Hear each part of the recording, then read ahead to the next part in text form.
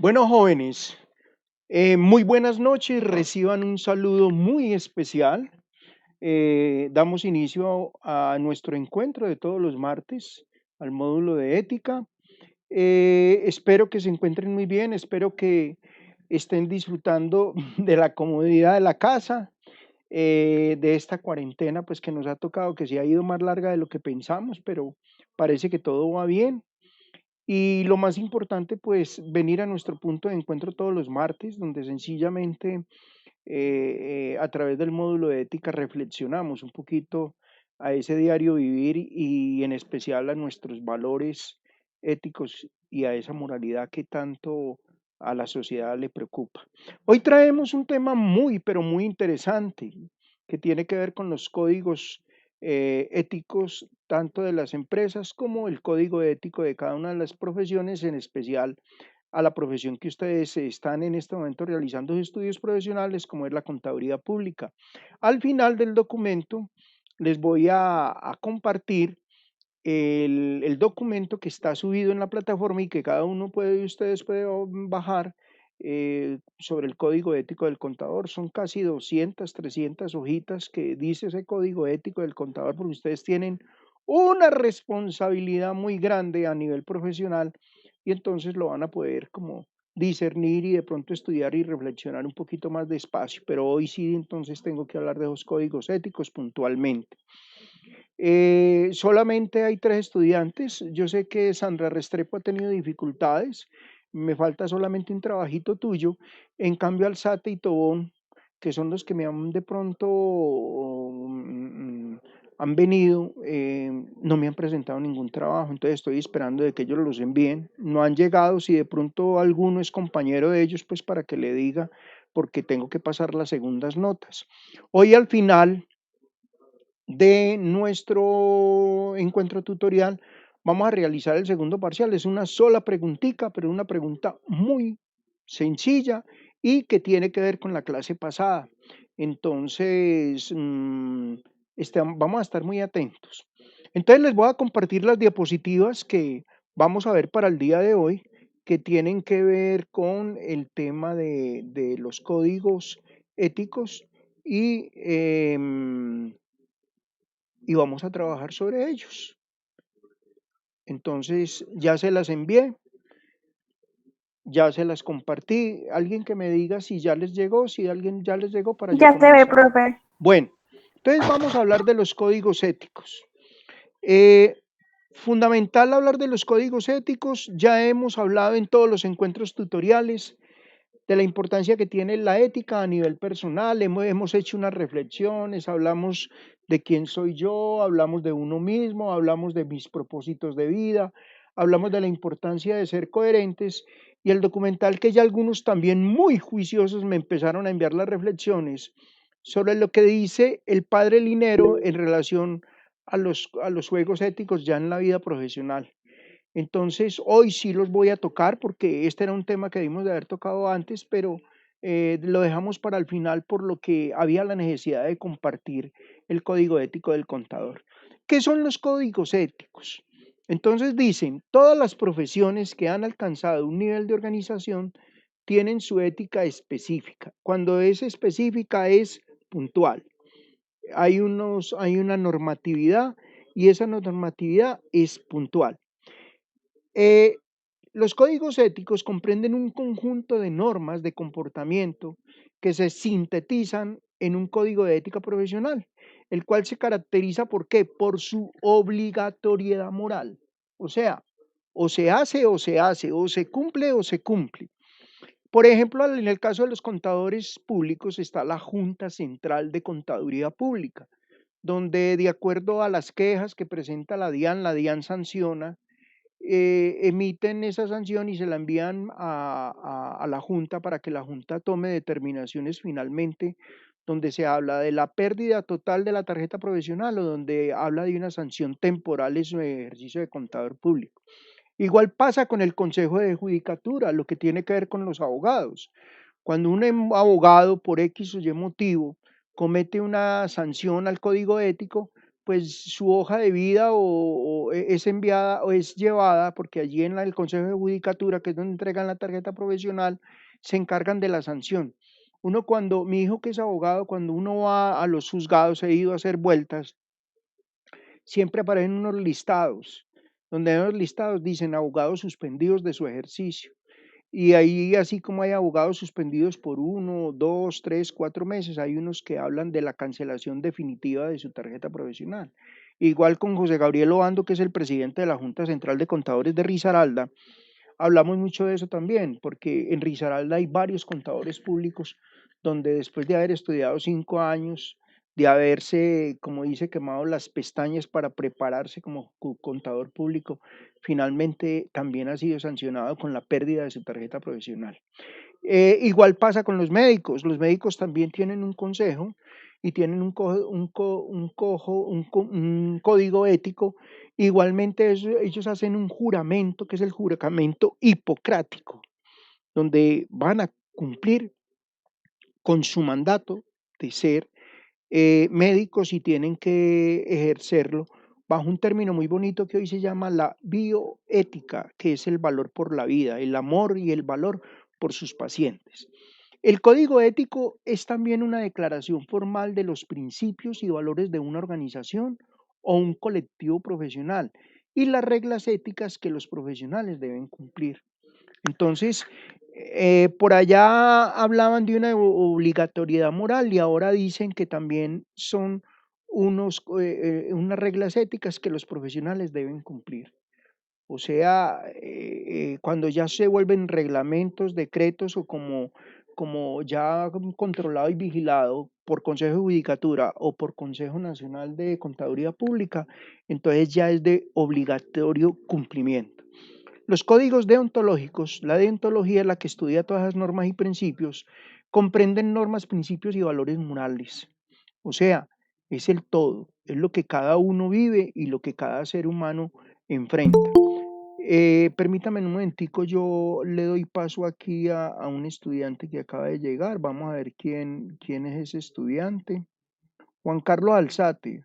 Juan Carlos, bienvenido. Muy bien, bueno. Entonces, continúo. Permítame un momentico, Juan Carlos Gracias, Alzate. doctor. Bueno, Juan, bienvenido. Aquí lo estábamos esperando. Perfecto. Bueno, entonces vamos a seguir. Estamos hablando, Juan, usted que acaba de llegar, todo sobre los códigos éticos profesionales. Estamos hablando de la importancia de los códigos éticos. Bueno, entonces continúo. La ética es la rama del saber que se ocupa del estudio de las acciones morales de los individuos. Ya eso lo hemos repetido y vuelvo y se lo repito hasta el final, y de los grupos. Así de cómo las reglas y normas que rigen ese comportamiento en una sociedad determinada. Por tanto, la ética profesional, entonces ya estamos hablando de ética profesional, ya no estamos hablando solamente de ética, sino ya a título profesional. Es la parte de la ética que rige el comportamiento de una persona, ahí dice el individuo, pero yo digo más de una persona, en su ejercicio profesional. Sin duda, estamos ante una de las ramas más diversificadas de la ética. Por ejemplo, para los administradores de empresas no es que exista un código ético tan básico como lo es para el contador público, como lo es para el abogado, como lo es para el médico. Yo de pronto en una clase anterior les decía la responsabilidad ética y profesional tan grande que tienen estas tres profesiones, porque ustedes cuando firman están dando una firma pública, una firma donde lo que usted firma, así es y no puede ser cambiado. En cambio, un administrador de pronto de empresas no tiene la responsabilidad social que ustedes tienen. Por tanto, corresponde a las empresas definir sus propios códigos de conducta. Por tanto, los códigos de conducta son normas dictadas en la mayoría de los casos de forma o de una manera unilateral por parte de las empresas cuya aplicación generalmente no está sujeta a procesos de verificación externa. Por ejemplo, Las empresas tienen unos códigos éticos y tienen unos valores corporativos. Les quiero contar en relación a esto. Casi siempre los valores corporativos de una empresa están fijados por quien montó la empresa. Y casi siempre esos valores corporativos son valores que van muy relacionados con la tradición de la familia o de la persona que montó la compañía. Por ejemplo, uno conoce empresas tradicionales en Pereira, por ejemplo, la de don Carlos Mario Hoyos, Luis Alfredo Hoyos, el dueño de Frisbee, donde habla de unos valores corporativos. Gino Pascali, Jorge Castillo, habla de unos valores corporativos, pero que tienen que ver, don Alfonso Castillo, habla de unos valores corporativos que tienen que ver con sus tradiciones de familia. Entonces, así, muchas empresas están fundamentadas en los valores de familia, que ellos a veces quieren, o a veces no, siempre, en la mayoría de los casos, ellos quieren siempre que sus empleados de una manera u otra lo vivan de una manera muy puntual, pero a veces de pronto esos valores corporativos no conjugan con los ideales, con lo que la empresa muestra, y entonces eso lo vamos a ver en las diapositivas que a continuación siguen. Bueno. ¿Qué es un código ético? El concepto. Dice, para lograr una mayor especialización del campo de acción de la ética, se utilizan los códigos de ética, los cuales no son más que una compilación de las normas y reglas que determinan el comportamiento ideal o más apropiado para un grupo específico de profesionales.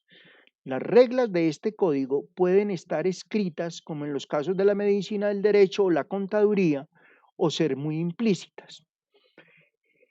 ¿Qué pasa? Hay otras profesiones, por ejemplo, donde esos códigos éticos aparecen, pero no están de una manera fundamentada, o sea, como si está en el contador público, en el médico y en el abogado, que están escritas, que están formalizadas. Aparecen. Sí, miren, por ejemplo, yo esta semana con otros estudiantes que están viendo ética, los de tecnología en logística, me preguntaban, don Carlos, ¿y por qué el código ético de nosotros es tan cortico? Imagine que el de contaduría son 200, casi 300 hojas, y el de un tecnólogo en logística son 2 hojitas. Nada más 2 hojitas. Tienen unos puntos muy relevantes, lo que tiene que ver con la parte de desarrollo organizacional de la empresa, pero no son tan aterrizados o como tan concretos como los de un contador público. Un código ético es una afirmación formal de los principios que definen cada uno de los estándares del comportamiento específico de una compañía. Por lo general, no contiene todas las normas implícitas del comportamiento del profesional. ¿Por qué? Porque se sobreentiende que toda persona que llega a un grado profesional, oiga pues, posee una cierta formación y criterio a qué se debe o no se debe hacer durante su desempeño profesional. Pero aquí les tengo una mala noticia. Todas las, todas las facultades, a veces no aparece ética. Y entonces hay estudiantes, hay profesionales que en otros pensos académicos dicen, no, yo nunca vi ética. Y entonces muchas veces son llevados de su que parecer, son llevados, es que yo siempre he actuado así, nadie les corrigió nada, y llegan de un momento a otro y llega la realidad y se tienen que estrellar. Y entonces por eso a veces se presentan, por ejemplo, yo en los proyectos de grado de la universidad he encontrado graves diferencias donde hay estudiantes que me comentan, don Carlos, estamos haciendo el proyecto de normas internacionales, pero la contadora que nos tocó en esa empresa furiosa porque nos tiene que dar información a nosotros. Entonces yo les digo, qué pesar, quién sabe, puede ser que la señora esté totalmente desactualizada. Y después con el tiempo me han dado la razón, don Carlos, efectivamente, la señora guardaba recelo, guardaba una envidia con nosotros porque nosotros tenemos conocimiento sobre normas internacionales y la señora sencillamente se atrasó en sus conocimientos profesionales. Entonces, miren que eso es muy grave. Y a veces la persona, hay profesionales que son muy recelosos. O por ejemplo, aquel profesional que llega a una empresa nuevo y llega apabullando. Esto pasa mucho con los profesionales del sector bancario, donde ellos son administradores de empresas y como ya les dije, es una carrera que no tiene de pronto un código ético definido. Y entonces llegan atropellando a todo mundo en la empresa y de un momento a otro no falta el que se les va a enfrentar y como dicen por ahí en los dichos populares, le va a cantar la tabla delante de todo el personal o le va a cantar la tabla en una reunión de junta donde le va a decir es que señor gerente, a usted le faltan conceptos éticos para manejar la compañía. ¡Ay, Dios mío! Apague la luz y vamos.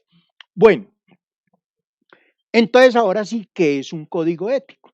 Entonces el código ético es un documento que reúne todas las normas, criterios y valores que resumen el buen ejercicio de una actividad profesional, especialmente en lo que concierne a la ética. Se trata entonces de mecanismos de autorregulación que junto a los estatutos, libros de estilo, convenios y otros instrumentos que tengan la empresa, fijan los límites de lo aceptable en el ejercicio de una profesión determinada. Ustedes, por ejemplo, como contadores, contadores públicos, no solamente van a estar vigilados por la Junta Central de Contadores, sino que también van a tener la DIAN que en determinado momento toma muchas decisiones en relación a ese trabajo profesional que cada uno ejerce. Por ejemplo, en la universidad, en la Remington Pereira, nosotros hemos tenido en los semestres a la gerente de la DIAN, a la doctora Luz Estela Zuluaga. Zuluaga Duque. Ella es de Manizales, ella es ingeniera de profesión y ella me decía, don Carlos, qué importante, ella ya vio el manual de ética, el módulo de ética, me decía, qué importante que todos los profesionales de la contaduría pública vieran este módulo, porque es lo importante que uno tiene de encasillarse como persona dentro de la carrera profesional. ¿Para qué? Para no ir a cometer errores. Porque yo veo que la mayoría de los errores que cometen los contadores públicos lo cometen más, no de pronto en el manejo de decretos, de leyes, de reglamentos, sino en su vida personal. Entonces, es importantísimo eso porque así lograríamos que haya una estabilidad, no solamente entre lo personal, sino también entre lo personal y lo profesional.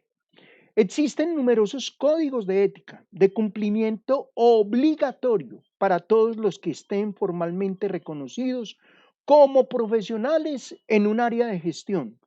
Se aplican especialmente a quienes pertenecen a algún tipo de colegiatura profesional o a una organización semejante, ya que estas entidades se ocupan de estandarizar y fomentar un cuidadoso ejercicio profesional. No sientan miedo con los códigos éticos.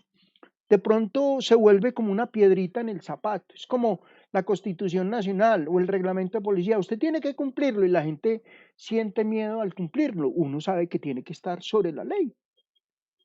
El incumplimiento de los códigos éticos suelen acarrear sanciones, suspensiones o un rechazo entre los pares profesionales o lo peor, el despido o desvinculación en el caso de las empresas y las organizaciones.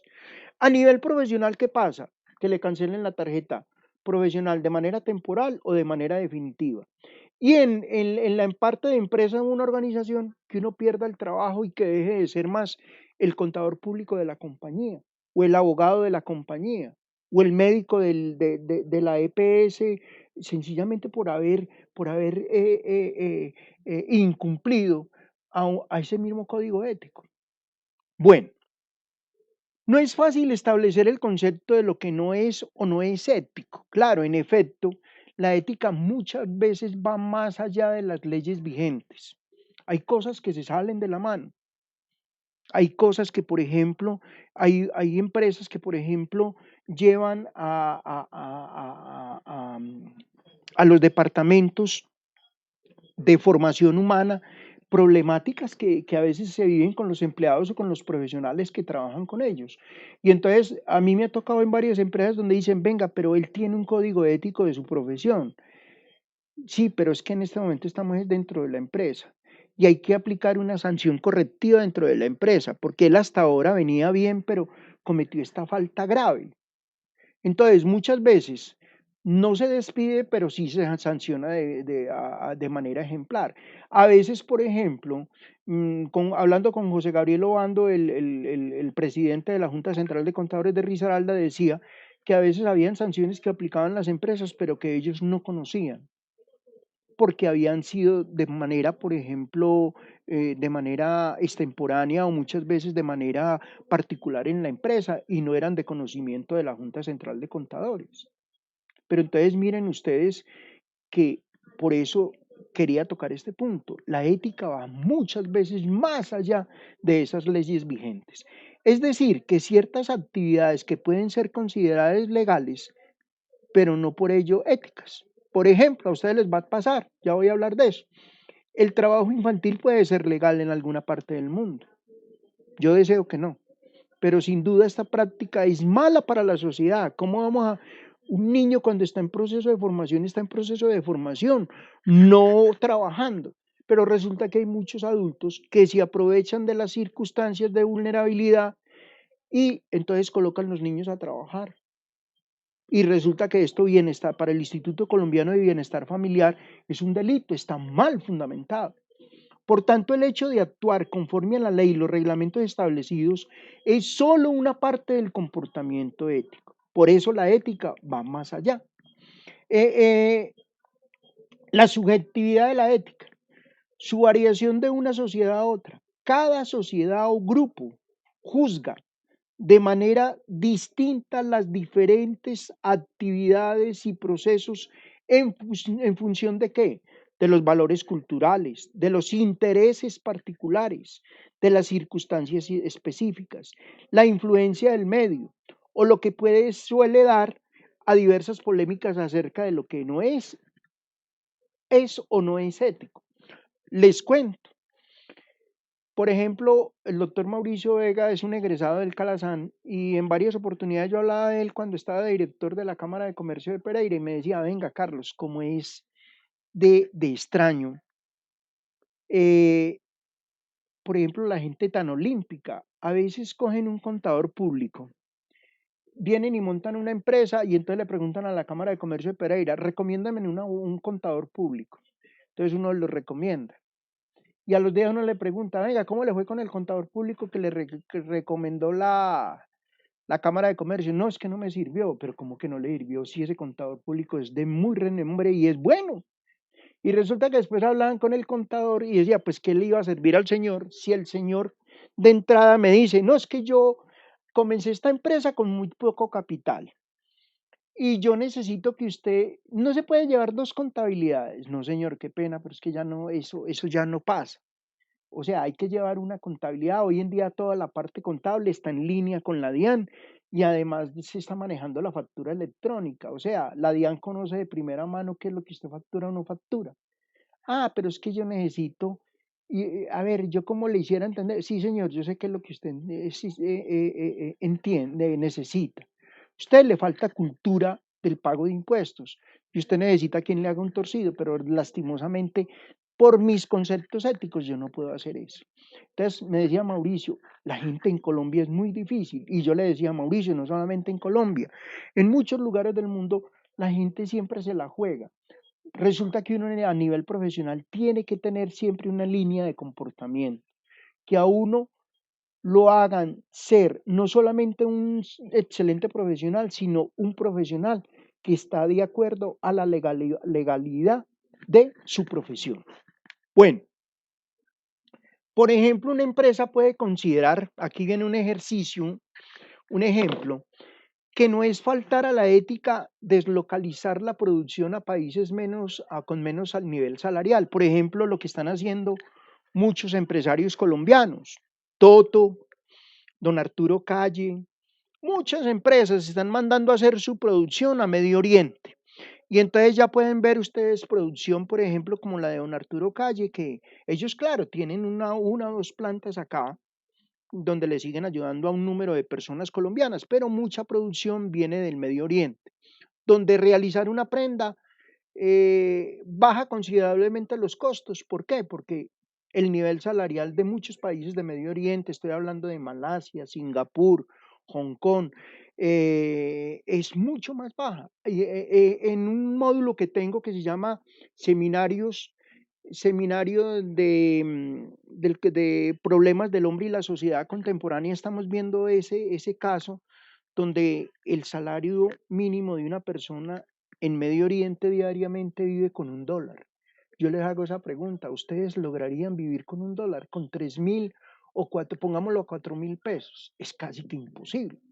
Una persona en Colombia está ganando un promedio de 25 a 30.000 pesos diarios. Mire que quedó el salario mínimo, quedó casi sobre el millón de pesos.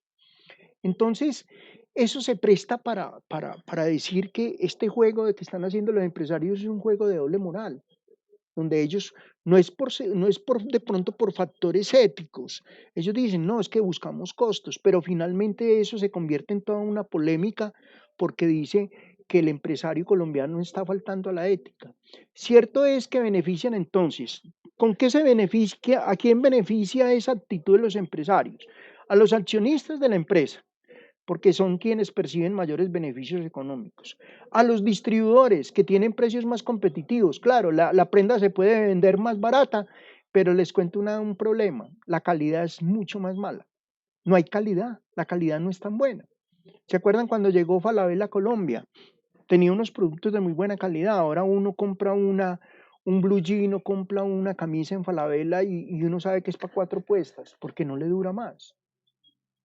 A los clientes, porque tiene una mayor oferta. Pues sí tiene una mayor oferta, pero entonces el problema del consumismo.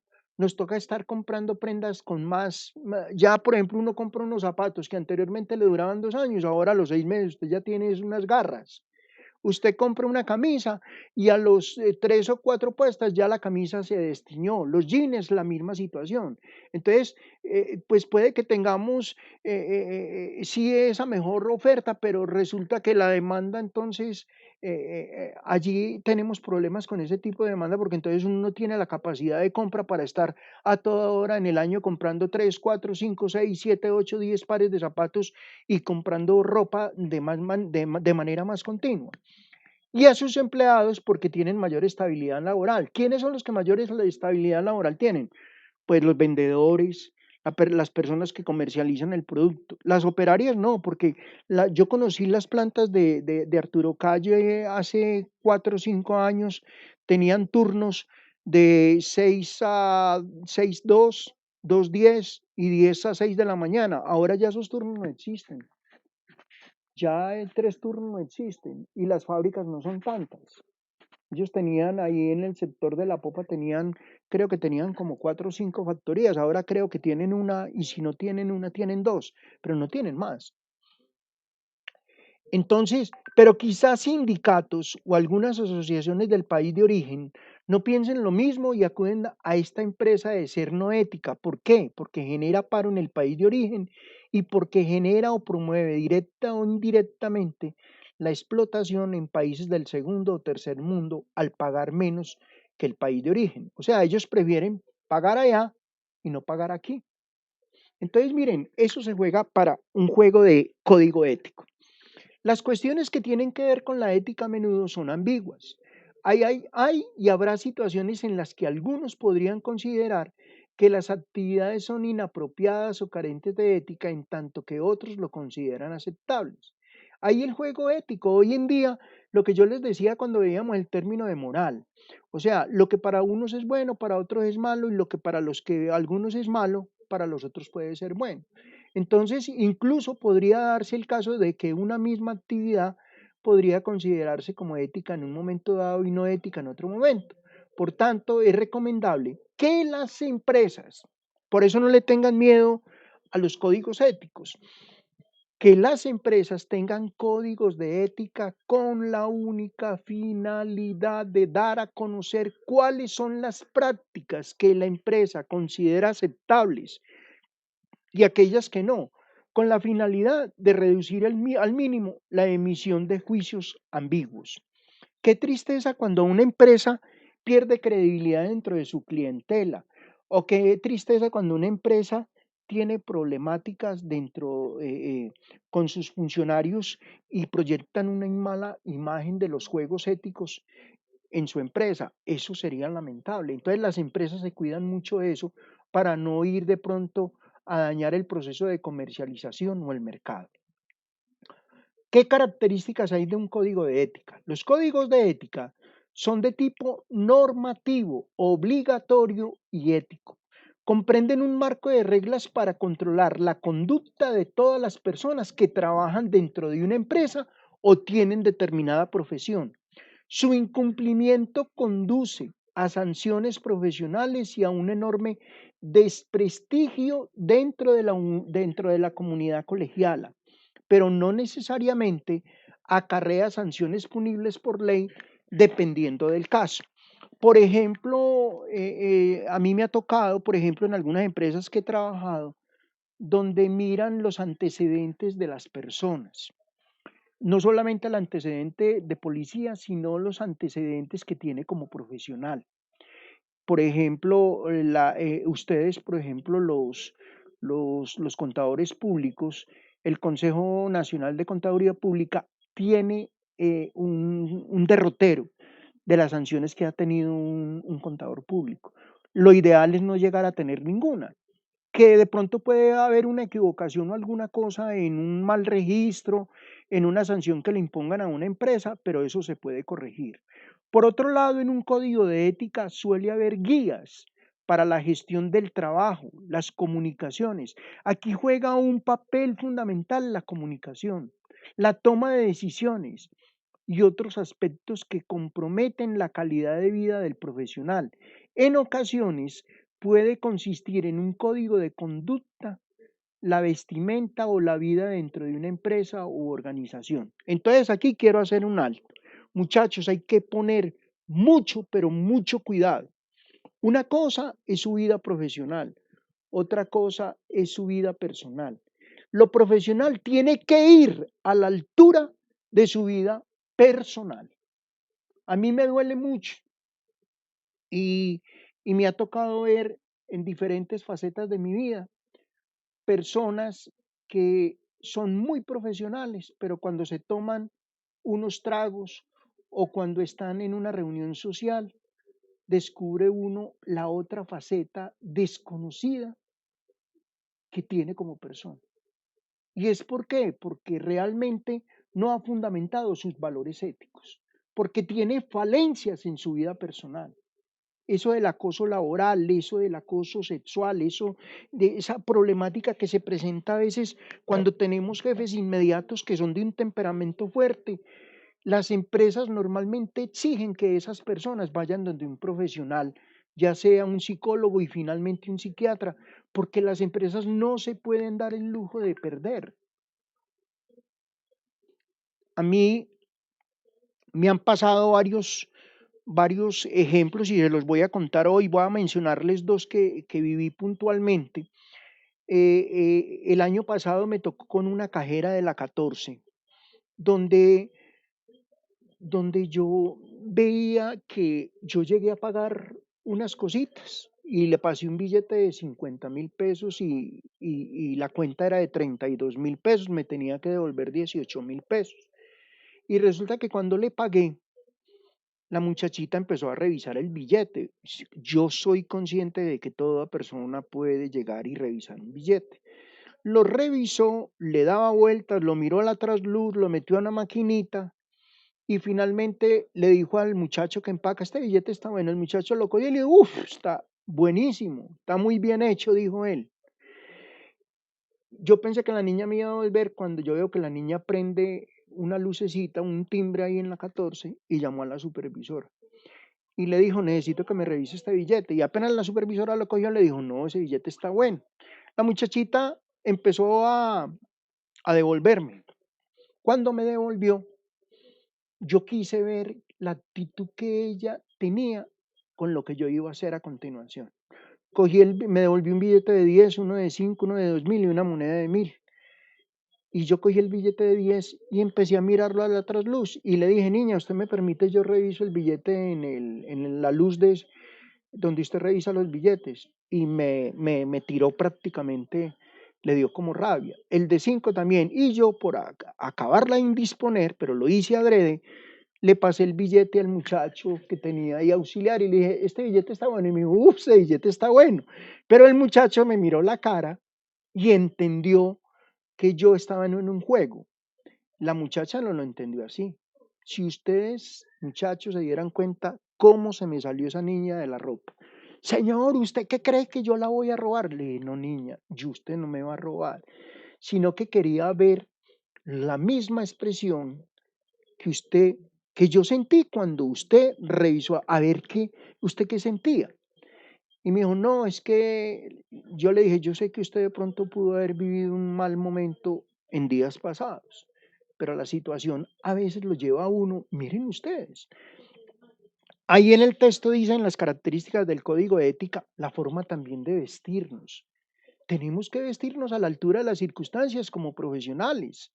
Ustedes cuando van a la empresa no pueden ir con un jean roto, porque hay empresas que no lo permiten. Usted tiene que estar siempre en la vestimenta y en su vida personal a la altura, muchachos, de las circunstancias. Por ningún motivo usted puede tratar de estar por debajeado menos de la altura de la profesión que usted tiene. Bueno, importancia y beneficios de un código de ética. La ética, entonces ya sabemos que es una parte fundamental para la vida profesional, ya que brinda a toda la colectividad colegiala un conjunto de normas que garantizan lo más posible su buena reputación, especialmente en aquellos casos en que la vida física, emocional y social de los clientes dependen del riguroso comportamiento de los profesionales.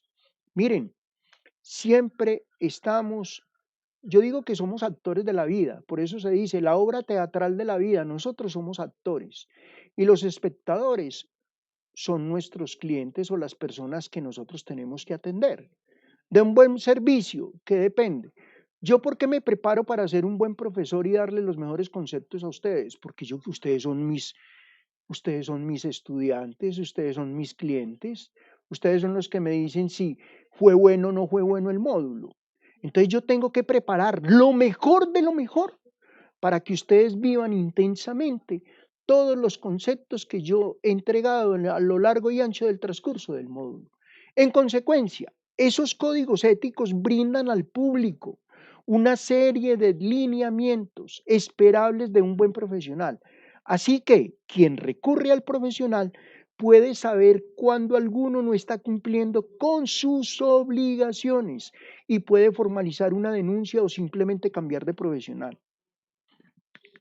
Esa contadora pública que se colocaba brava porque los estudiantes de la Remington fueron a hacer un proceso de intervención para el paso de PGA a normas internacionales de la parte contable, se molestó. Entonces, claro, ¿cuál era el problema? Ella tenía un desconocimiento total del trabajo que las profesionales estaban haciendo y en determinado momento colocó mucho pereque para que esa información fuera dada. En el caso empresarial es todavía más importante contar con un código de ética que garantice, oiga pues muchachos, la armonía profesional y en ocasiones personal entre los integrantes de cada equipo de trabajo. Hoy en día hay que trabajar mucho en equipo, las empresas trabajan, lo primero que preguntan en una entrevista de trabajo, usted sabe trabajar en equipo, de modo de que los asuntos individuales no afecten la operatividad del engranaje organizacional completo. Esto es muy importante y ustedes lo tienen que tener en cuenta. Los códigos de conducta de una empresa como autorregulación sectorial en estrecha relación con el principio de transparencia y como vehículo de expresión de las políticas de relaciones industriales, tenemos los códigos de empresa, o sea, esos códigos de empresa están muchas veces consignados en los reglamentos internos de trabajo, que como se ha indicado, fija la empresa de forma unilateral. Ustedes han visto que en muchas empresas, uno cuando está en el lobby de la empresa, ahí está el reglamento interno de trabajo. Y cuando uno entra a la compañía, a uno le pasan un folletico donde está el reglamento interno de trabajo. ¿Qué es el reglamento interno de trabajo? Lo que una persona está obligada a hacer, a cumplir y a tener como normatividad mientras esté en la empresa. Al igual que los diferentes sectores de la economía. Entonces hay código del contador, hay código ético del ingeniero industrial, hay código ético del abogado, está el código ético del médico y otros más. Cada vez son más las empresas que formulan su propio código ético. Hoy en día la mayoría de las empresas tienen su propio código ético. Desde el punto de vista de los empleados y directivos, es clave ya que al pasar a formar parte de la empresa, cada uno de nosotros aceptamos un compromiso moral de asumir dicho código en nuestra conducta profesional. Estamos ante un mensaje que se lanza a la sociedad en el sentido de expresar el compromiso de la empresa a asumir determinadas responsabilidades. Hay un término que se llama autorregulación, que generalmente se usa como el antónimo de regulación, situándose el discurso entonces en la contraposición genérica entre voluntariedad y normatividad. O sea, ¿qué es eso de regulación? Si yo no estoy de acuerdo con lo que la empresa me dice, pues yo voy a tratar de hacer el esfuerzo de identificarme con ese valor y conocerlo. Porque es que hay una cosa que hacen muchas personas en una empresa, y ustedes lo han visto por ahí en un letrerito que las empresas colocan. Si usted va a despotricar de la empresa o está aburrido dentro de la empresa, no hable mal de ella, sino que renuncie. Es lo mejor que puede hacer un profesional. Pero hay profesionales que se la pasan en todo momento convirtiéndose en una piedrita en el zapato, no están de acuerdo con las decisiones con que la junta directiva expresa. O, por ejemplo, cuando aparece, a mí me ha tocado varios, por ejemplo, dentro del proceso empresarial, muchas personas que a mí me parece que llegan y deben, en vez de agradecer que tienen la oportunidad de crecer como personas, empiezan es a vapulear a los demás, a pasar por encima de los demás, a tratar de no dejar trabajar y sencillamente acabar con lo poquito que la empresa tiene y a tratar de fundamentar de manera errónea unos conceptos que ellos traen, que están mandados a recoger y que sencillamente ellos no conocen y no manejan. Y eso les acarrea problemas pues a futuro. Puede que de momento no se vean esos problemas, pero a futuro sí se van a ver. Estamos entonces ante instrumentos muy relevantes para la promoción de los derechos humanos. Oiga pues esto, laborales y medioambientales. Por ejemplo, en Colombia está la Oficina de Trabajo. La Oficina de Trabajo el Ministerio de Trabajo es muy, pero muy detallista y muy puntual de cuando se cometen abusos de tipo laboral en reglamentos o en esos códigos éticos, así como en las medidas contra la corrupción. Miren, en Colombia el antivalor más grande es ese de la corrupción. Y es más, dicen que es que los culpables números uno para que haya corrupción somos nosotros los mismos ciudadanos. ¿Por qué? Porque elegimos personas corruptas, de antemano sabiendo que son corruptas.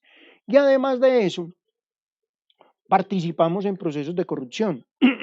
A mí me ha pasado y me he ganado unos madrazos estando muchas veces para entrar a cine o a un espectáculo y se arrima el que le dice a uno y que no quiere hacer fila y le dice, señor, usted me puede hacer el favor y me compra las boletas que yo le regalo 20.000 pesos. Qué pena, señor, pero la fila está tan larga. ¿Por qué no hace la fila? Me gana un madrazo, viejo pendejo este que no colabora. Porque es la cultura nuestra, son las tradiciones nuestras, donde la gente cree que muchas veces, o el otro, que pasa en los bancos, a veces llega la señora esa y se va metiendo, es que yo soy muy amiga del cajero, sí señora, pero la fila, aquí estamos, llevamos 2 horas de hacer fila y por favor métase a la fila, y a la gente le da rabia. Y los bancos a veces, ellos mismos colaboran para que se presenten este tipo de situaciones que pueden ser ajenas a las circunstancias, a las circunstancias. Entonces, entonces, tenemos que tener mucho cuidado con ese tipo de situaciones que nos pueden acarrear a nosotros problemas. Bueno, pero este rápido desarrollo de los códigos como herramienta de relaciones industriales puede ser percibido como una tendencia peligrosa hacia la privatización de los derechos sociales. Así, por ejemplo, solo pueden complementar y no sustituir la legislación nacional o internacional, el diálogo social o la negociación colectiva.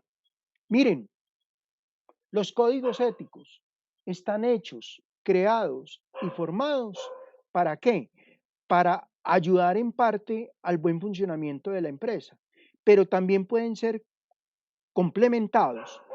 Por ejemplo, el caso de nuestra legislación laboral en Colombia, el caso de la importancia que tiene, por ejemplo, en Colombia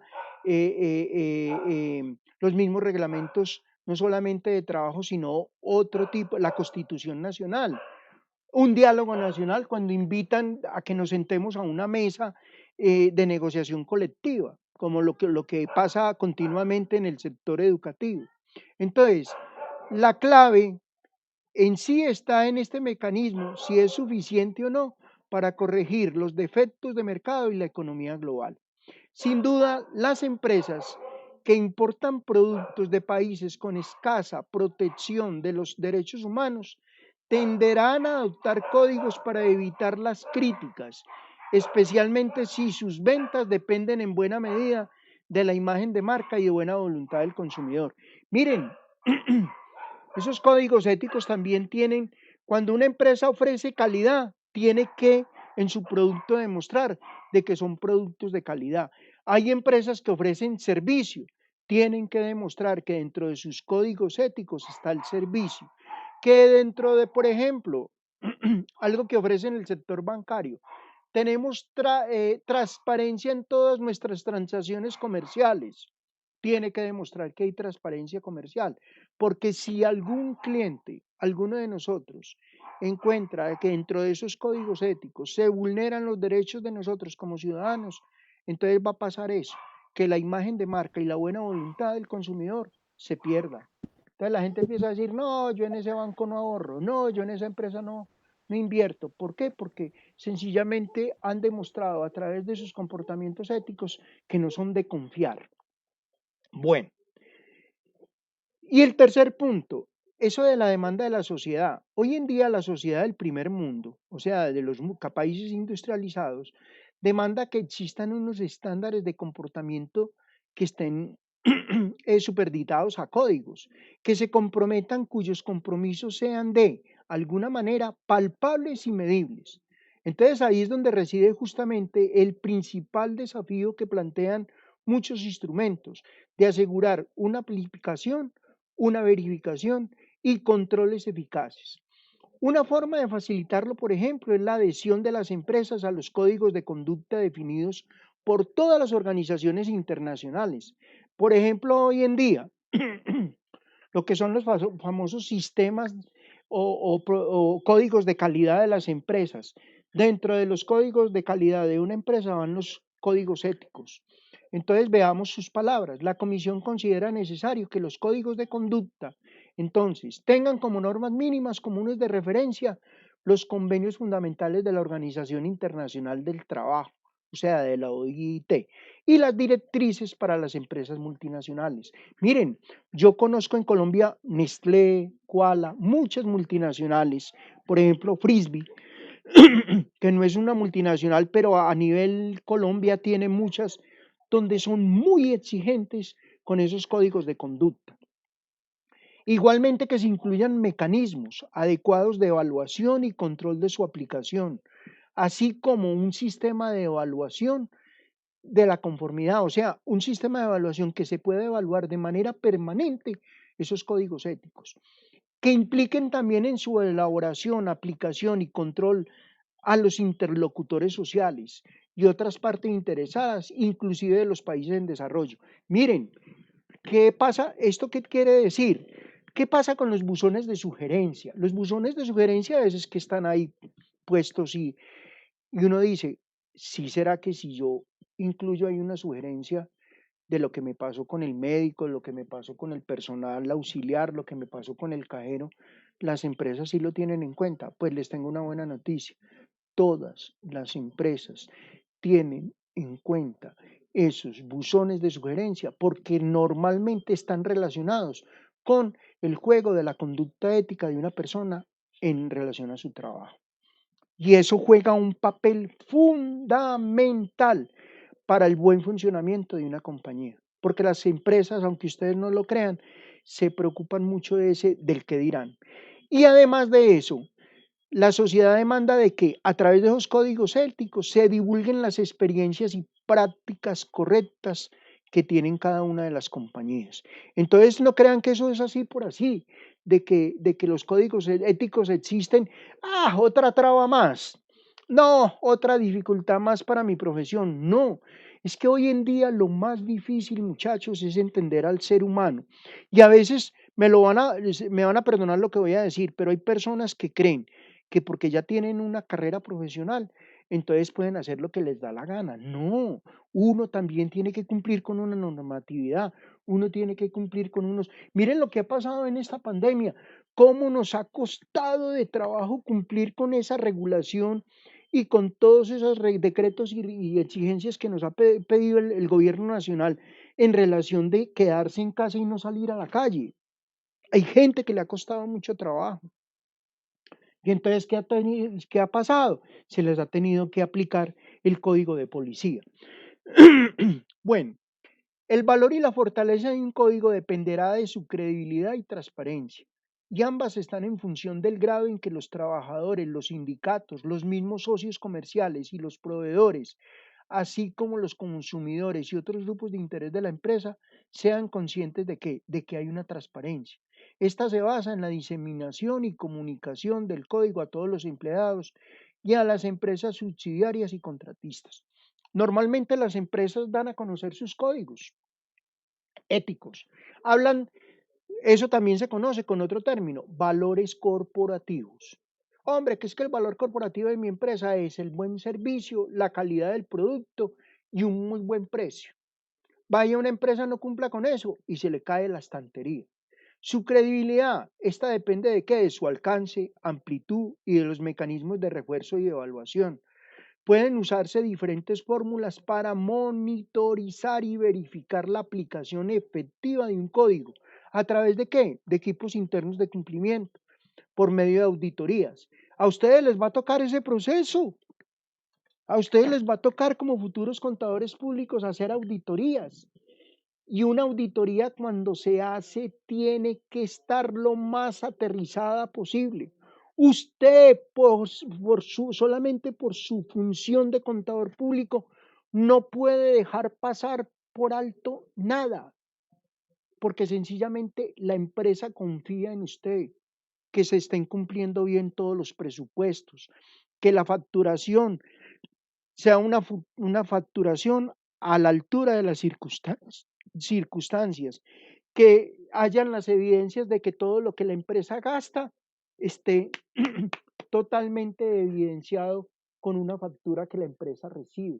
Es más, ustedes tienen una obligación moral en relación también a los empleados de la empresa, de que a los empleados se les pague, que a los empleados tengan al día sus pagos relacionados con la salud, relacionados con los pagos para fiscales, relacionados con las prestaciones sociales, con las cesantías. Ustedes son los que van a verificar todo eso. Entonces es muy importante. O por medio de una monitorización independiente que envuelva a terceras partes como ONG locales, instituciones académicas o religiosas. Yo, por ejemplo, conozco ONGs internacionales. Aquí a Colombia viene Plan Padrinos Internacional, donde ayudan a varias fundaciones con población con alto grado de vulnerabilidad. Y, por ejemplo, en el Chocó, cuando Padrinos viene internacional, todo el mundo corre porque para ellos sí que es sagrado todos los comportamientos éticos. Cuando descubren que una persona no está a la altura de esos comportamientos éticos, ellos hasta se encargan de hacerla llegar hasta la cárcel. Imaginen ustedes. Entonces es una situación bastante traumática para una persona que una institución internacional esté haciendo ese tipo si se puede decir así, de evaluaciones en relación a sus comportamientos. Beneficios de un comportamiento ético. Una gestión empresarial ética genera, sin duda, beneficios. Veamos algunos.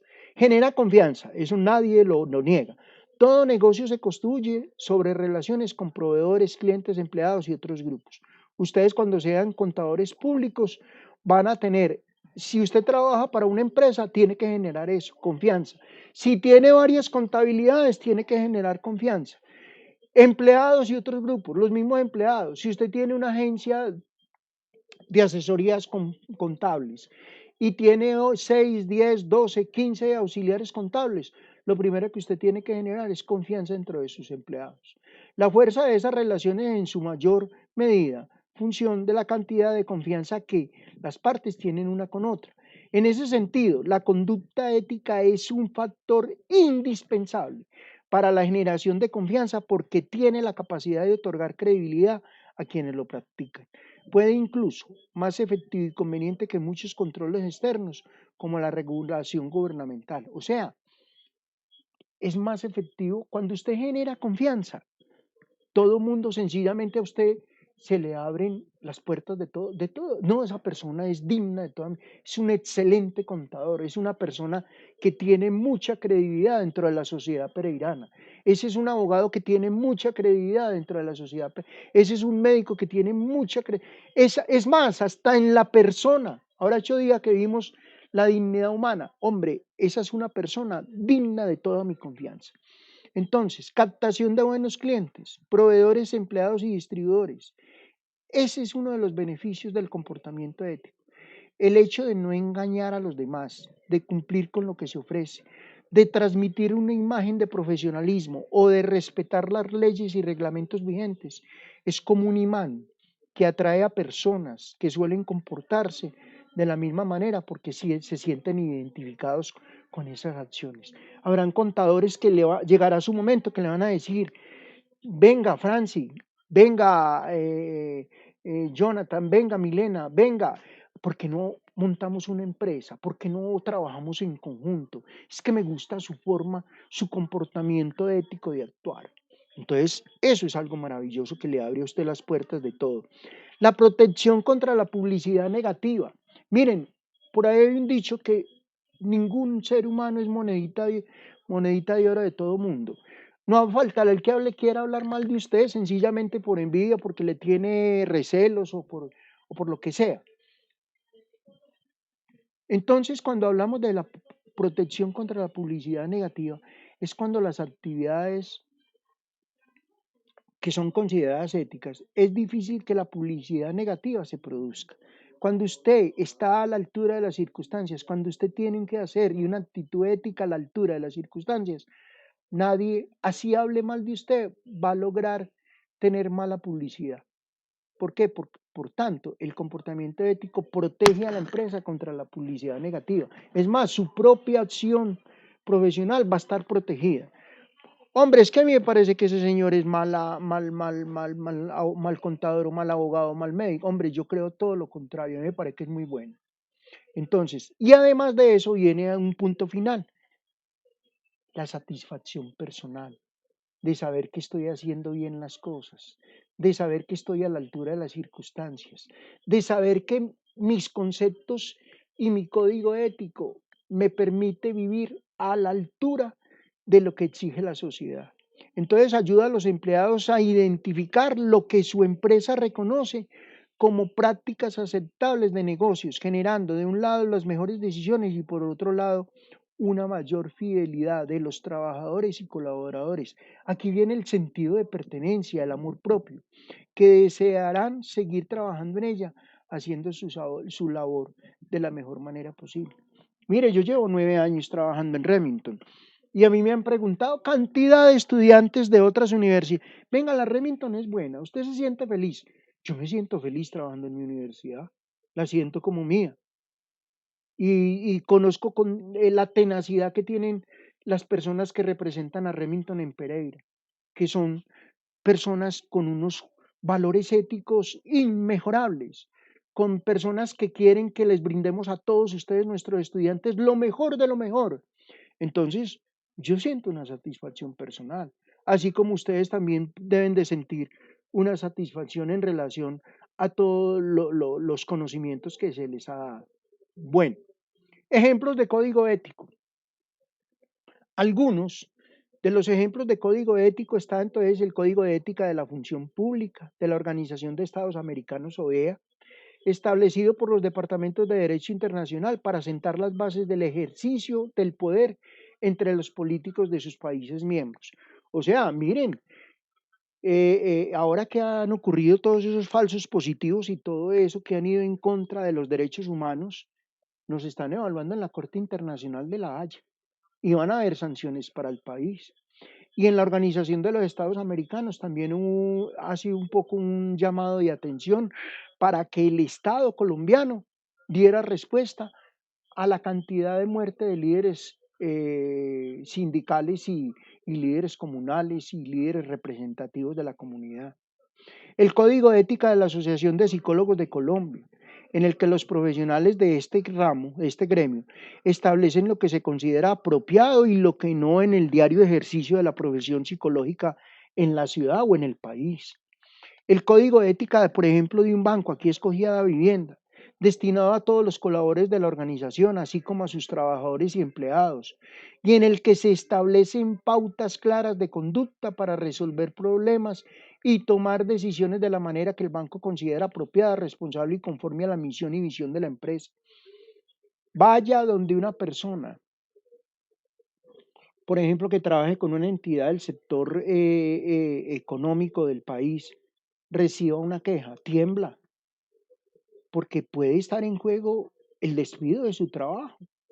El Código Internacional de Ética Médica, donde se intenta universalizar los criterios éticos para el ejercicio de la medicina, estableciendo las normas mínimas necesarias para conservar la dignidad y responsabilidad del oficio en el mundo. Los médicos, cuando hacen el juramento hipocrático, cumplir, juran prestar el mejor servicio en relación a la salud de cualquier persona. Y por último, no lo quise ampliar, está el código ético del contador público porque ya se los voy a compartir. Finalmente, entonces, aquí viene una bibliografía en relación al tema. Me gustaría escuchar ahí de pronto alguna pregunta al tema que hemos visto hoy en relación a los códigos éticos. Vamos a ver, aquí hay vamos a ver quién me escribió al chat. Dice, profe, ¿y esos códigos son los mismos para los ingenieros de sistemas? Igual, hay un código de ingeniería de sistemas. Luego, si quieres, me escribes. Yo te doy el link para que te metan porque también son larguísimos, larguísimos, larguísimos el código. Hoy en día sí que está en tela de juicio ese código ético del ingeniero y ya sabes a lo que me refiero, donde han puesto de que como ustedes son los que se las saben todas y como hoy en día el mundo tecnológico está jugando un papel fundamental en el proceso del mundo, entonces hay gente que ha colocado mucho en tela de juicio ese código ético, pero también lo hay y lo puedes conocer y es más, cuando saques la tarjeta profesional te lo van a enviar.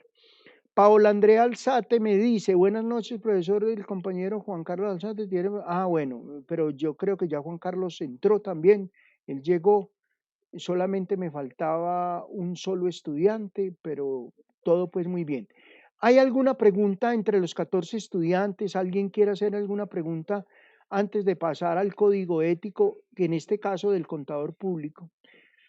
Se me olvidó que tenía... Profe, yo. Sí, cuéntame. Profe, pues más que una pregunta es como una opinión. Sí, Definitivamente los códigos que están dados son muy subjetivos. sí, Es decir, los códigos están escritos, pero la interpretación depende de cada persona sí, y de la claro. amplitud a lo que está leyendo o a lo que va a aplicar. Entonces Sí, muchas personas dicen, pero es que yo estoy cumpliendo con lo que dice en el código, porque le está dando una interpretación demasiado laxa a lo que él quiere, que se ajusta a lo que él quiere. normalmente cuando un contador público se equivoca en relación a un código ético, la DIAN le hace caer en cuenta en que se equivocó Y es más, la DIAN casi siempre le escribe a la Junta Central de Contadores para que la Junta Central de Contadores se encargue de hacer la sanción efectiva de esa persona. Y eso que tú dices es verdad, a veces ocurren muchas malas interpretaciones en relación a esos códigos éticos, y más en una profesión tan importante y donde está la fe pública, porque el contador, el médico y el abogado dan fe pública. El abogado a través del notario público da fe pública de que lo que está allí firmando y diciendo que es cierto, es cierto. Entonces hay que confiar en la fe pública. Entonces miren ustedes, es una delicadeza en relación a eso.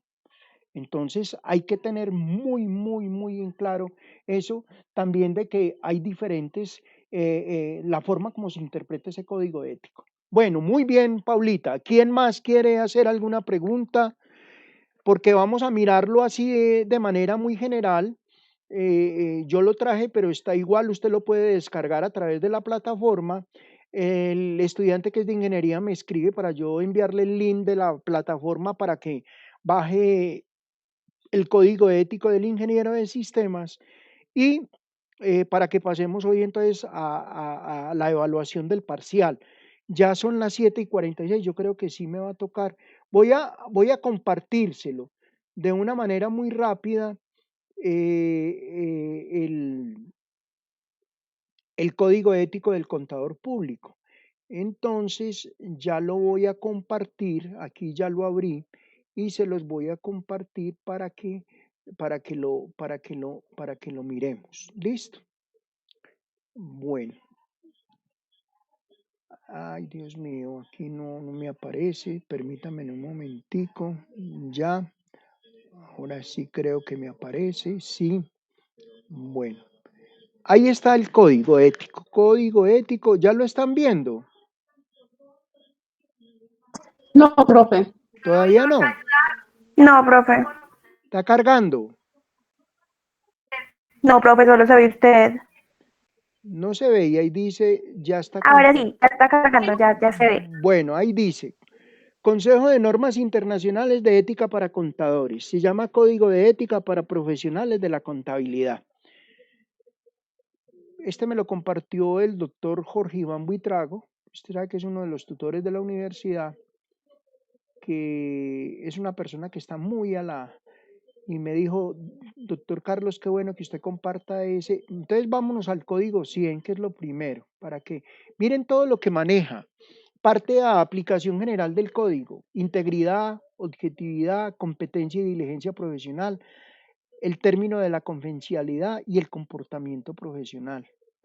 La parte B habla de los profesionales de la contabilidad en el ejercicio, cómo debe ser el nombramiento profesional, los conflictos de intereses, cuando dan segundas opiniones, sus honorarios y otros tipos de remuneración, el marketing de servicios profesionales, regalos e invitaciones, esto sí que es delicado, la custodia de los activos de un cliente, la importancia de guardar el celo profesional, los objetivos de los servicios, la independencia, los encargos de auditoría y de revisión, los conflictos potenciales, la preparación y presentación de información, los intereses financieros, los incentivos. Bueno, de eso habla. Vamos aquí hago bueno, página 100. Es que es muy largo, vuelvo y les digo. Por ejemplo, aquí dice, una característica que identifica la profesión contable es que asume la responsabilidad de actuar en interés público, o sea, esa es la fe pública.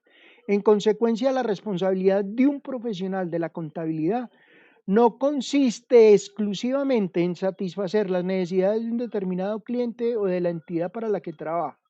En su actuación en interés público, el profesional de la contabilidad acatará y cumplirá el presente código.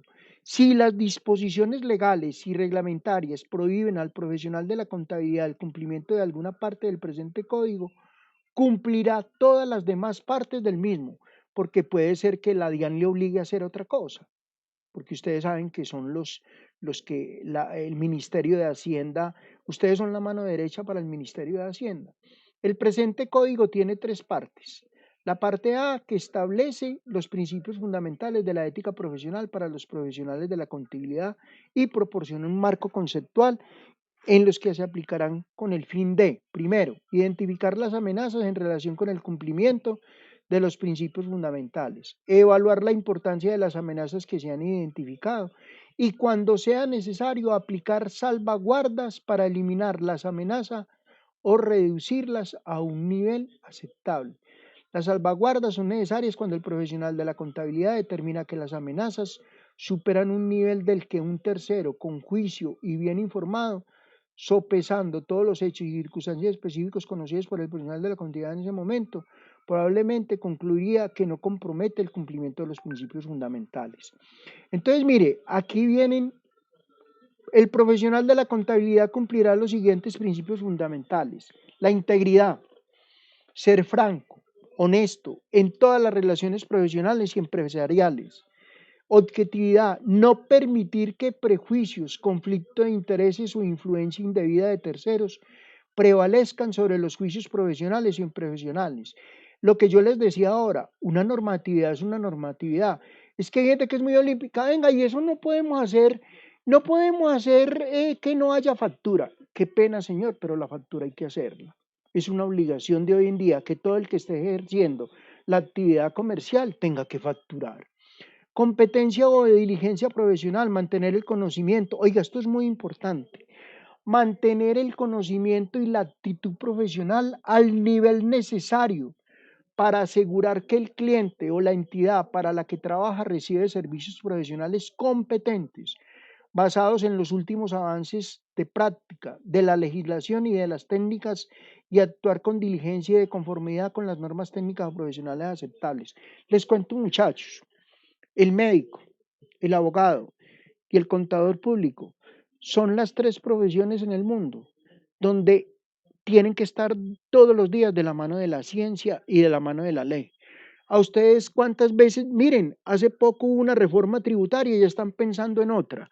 Entonces, todo lo que se dijo en la reforma tributaria, ahora, cuando llegue la nueva reforma tributaria, el profesional en contaduría pública tiene que olvidarse de la antigua norma y empezar a leer los nuevos decretos para aplicar la nueva norma.